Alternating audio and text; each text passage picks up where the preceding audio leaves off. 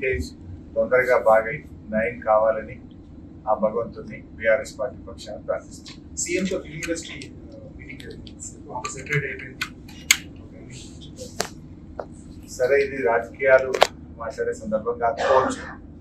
అందరికీ తెలుసు ఏం జరుగుతుంది అనేది. రాష్ట్ర ప్రజలు గమనిస్తున్నారు, ఫిల్మ్ ఇండస్ట్రీ వాళ్ళు గమనిస్తున్నారు. ఏం జరిగినా రాష్ట్రానికి మంచి జరగాలి, భయభ్రాంతులతో కాదు, ప్రేమ అభిమానాల మధ్య జరగాలి.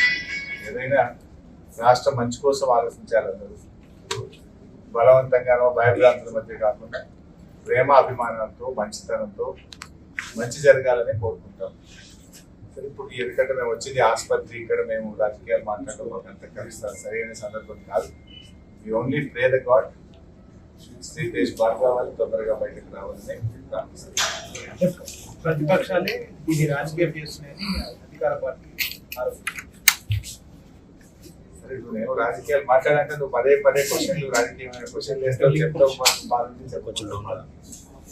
ప్రతిపక్షాలు రాజకీయం చేస్తుందా, ప్రభుత్వం రాజకీయం చేస్తుందా అందరికీ తెలుసు కదా.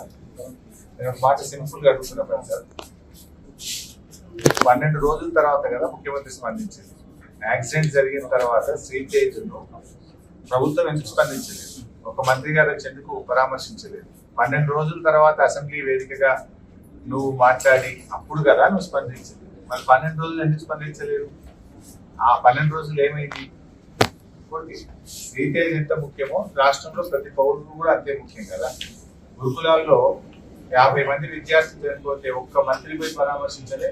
దానికి మంత్రిగా ఉన్న ముఖ్యమంత్రి గారు కూడా ఒక రోజు పరామర్శించలేదు. ఎందుకు వెళ్ళలేదు ముఖ్యమంత్రి గారు? మరి వెళ్ళి ఆ కుటుంబాలకు కూడా ప్రభుత్వం ఆదుకోవాలి కదా. ఆ తల్లిదండ్రులకు కూడా కడుపుపోతాయి కదా. ఆ కడుపుకోతపై గిరిజన విద్యార్థులు, దళిత విద్యార్థులు, బీసీ విద్యార్థులు 50 మంది చనిపోతే ఎందుకు ప్రభుత్వం ఆ రోజు స్పందించలేదు? చట్టం అందరికీ సమానంగానే ఉండాలి కదా. చట్టము అందరికీ సమానంగా ఉండాలి కదా.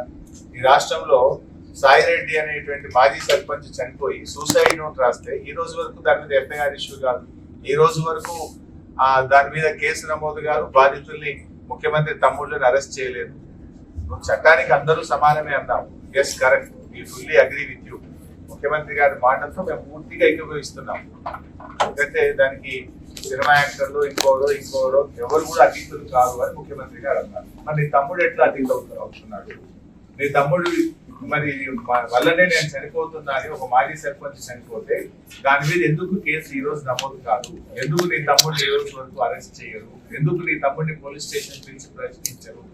మరి చట్టం నీ తమ్ముడికి నీ కుటుంబానికి చుట్టమైందా అని నేను అడుగుతా ఉన్నాను. హౌ ఇట్ ఈస్, ఏ రకంగా కరెక్ట్? ఇంకా చెప్పాలంటే చాలా విషయాలనే మేము మళ్ళీ మాట్లాడతాం, కానీ ఈ సందర్భం కాదు. హాస్పిటల్ దయచేసి కూడా అర్థం చేసుకోండి. Please subscribe to the channel and download the Politicos app from the links in the description.